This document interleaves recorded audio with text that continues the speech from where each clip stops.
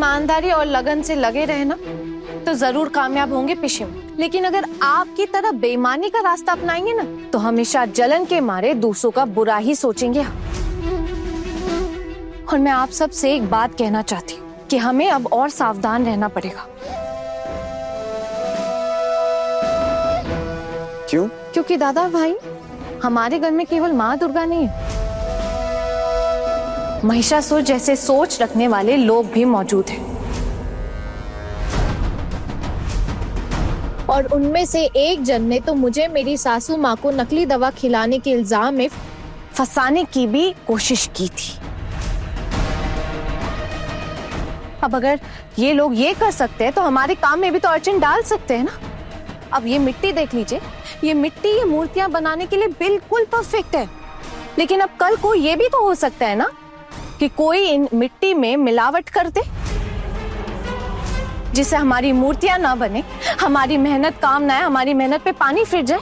ऐसा भी तो हो सकता है ना। पर हम अपनी मेहनत किसी भी हाल में बर्बाद नहीं होने देंगे, चाहे इसके लिए हमें पहरा ही क्यों ना देना पड़े। माँ, मैं आज आपके सामने कसम खाती हूँ, इस व्यापार को सफल बनाएंगे। पैसे की कभी कोई कमी नहीं होगी माँ। और पैसे तो क्या, माँ का नाम पूरे देश में रोशन होगा। अब देखिएगा, आपके हाथों की बनाई हुई ये मूर्तियां ना लोगों का दिल जीत लेगी। अब बस देखते जाइए आगे आगे होता है क्या। सके खुशियाँ सबको, बस इतनी है आरज़ू, बड़े घर की छोटी बहू, बड़े घर की छोटी बहू। दुकान पे जाकर मैं बात करूंगा, अगर जरूरत पड़ी तो तुम लोगों से कहूंगा बात करने के लिए, ठीक है? हाँ दादा भाई, आप ही जाके बात कीजिएगा और बस कोशिश कीजिएगा कि हमारी ये मूर्तियां ना बिक जाए। वैसे एक बात कहूँ आपसे? हाँ बोलो। मैं ये कह रही थी कि अपनी आना ना बात करने में बहुत अच्छी है। अगर ये जाकर दुकान में बात करेगी ना तो पक्का हमारी मूर्तियां बिक जाएंगी। क्यों, तुम्हें मुझ पर भरोसा नहीं है क्या? मैं बात नहीं कर सकता हूँ क्या? ऐसी बात नहीं है दादा भाई। क्या है ना कि ये सब ना हम औरतों ने मिलकर किया है और एक बुजुर्ग औरत ने अपने हाथों से ये मूर्तियां बनाई है, यानी कि हमारी सासू माँ ने। देखिए ना दादा भाई, हम ना एक नई जिंदगी की तलाश में निकल पड़े हैं। आप हमारा साथ दीजिए ना, और इसमें अगर हम औरतें ही बात करेंगी तो कितना अच्छा रहेगा ना। हाँ हाँ, बात तो कर ही सकते हैं ना। वैसे हम औरत है तो क्या बात करना नहीं जानते? क्यों दादा भाई? अरे नहीं नहीं दीदी, दादा भाई का ये मतलब नहीं था बोलने का। इनकी सोच तो ऐसी बिल्कुल भी नहीं है। दादा भाई आप ही बात कीजिएगा, और जरूरत पड़ी तो हम सब हैं ही साथ में। हो असल में बात क्या है जानती हो?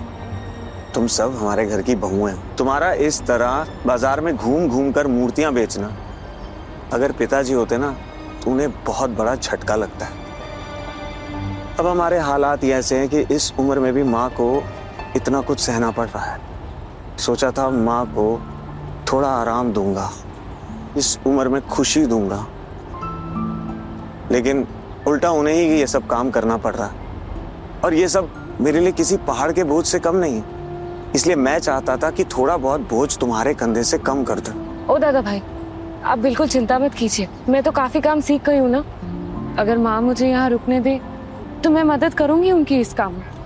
अगर रुकने दे मतलब? दीदी भाई, आप अपनी माँ को ठीक से पहचानती नहीं है क्या? माँ ना बिल्कुल नारियल के जैसी, बाहर से सख्त और अंदर से बिल्कुल खुशनुमा मलाईदार दिल वाली। माँ ना अंदर ही अंदर बहुत ही प्यारी है, बहुत ही मासूम, बहुत ही दयालु है। आप ना जब उन्हें पहचान जाओगे ना तब आपको पता चलेगा। मिली, हम तो माँ की बहुएं हैं। माँ ने हमें कितनी बार डांटा है, हमें बातें सुनाई हैं, लेकिन हमने आज तक उनकी कभी किसी भी बात को दिल पे नहीं ली। अरे दिल पे कैसे लेते हैं? हमें तो पता है ना कि मामी माँ के दिल में कितनी ममता है। हाँ हाँ, मैं तो यही सोचती आ रही हूँ। मेरी सासू माँ में थोड़ा सा भी बड़ी माँ का हिस्सा होता ना तो मेरी तो पूरी जिंदगी सुधर जाती। वैसे दादा भाई, आपके भाई के साथ तो मैं जा ही सकती हूँ ना उनके ऑफिस वाले क्वार्टर्स में, पर क्यों नहीं जा रही हूँ? क्यों इतना संघर्ष करके मैं यही रुकी हुई हूँ, बताइए। मेरा मन कह रहा है हम कुछ ना कुछ तो करके ही रहेंगे। करना ही पड़ेगा। सही कह रही हैं बोर दीदी, खाने पीने की ना बहुत तंगी हुई है दादा भाई। ये तो अच्छी बात है कि माँ का अपना घर है जिसकी वजह से हमारे सर पे छत है और हमें चिंता करने की जरूरत नहीं पड़ती। और ऐसे वक्त में मेरी भी नौकरी चली गई। अगर मैं तुम्हारे इस काम में भाग दौड़ ना करूं तो तुम सब ये अकेले नहीं संभाल पाओगी, और अब कोई दूसरा काम ढूंढने का मौका भी नहीं है मेरे पास। एक बार हमारा ये काम हो जाए ना तो सबके लिए ना बहुत अच्छा हो जाएगा। और दादा भाई, आप बाहर क्यों नौकरी करेंगे? हाँ, मैं नहीं चाहती कि आप किसी दुकान में वापस खाता संभालने का काम करें जिससे लोग आपको बुरा भला कहें, इज्जत ना करें। ऐसा काम करने की क्या जरूरत है? देखिएगा, हम जरूर अपना संभाल लेंगे।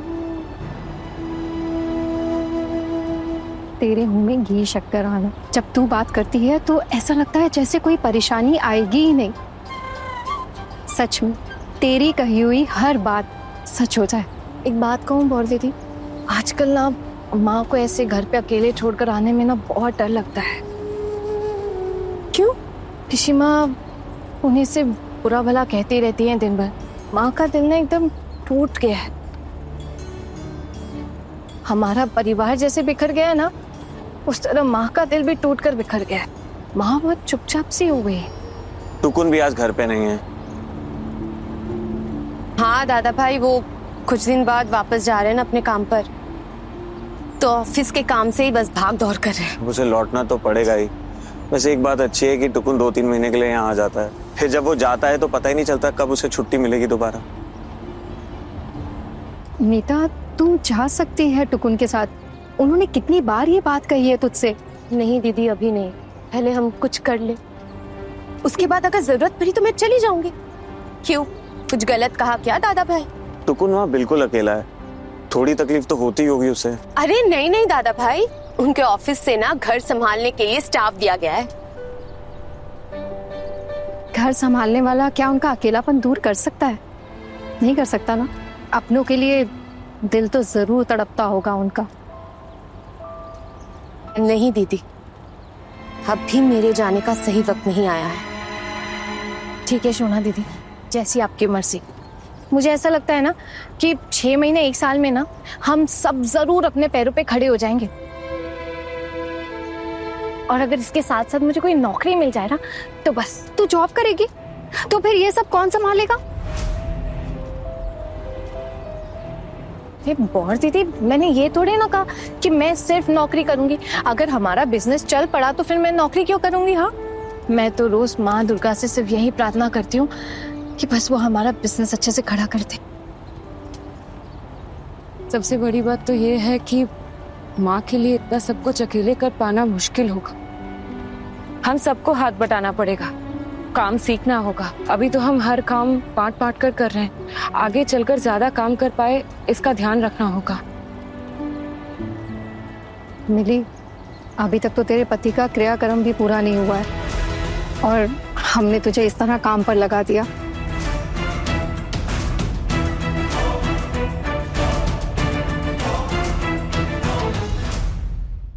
बड़े घर की छोटी बहू शाम 9:30 बजे दंगल टीवी पर।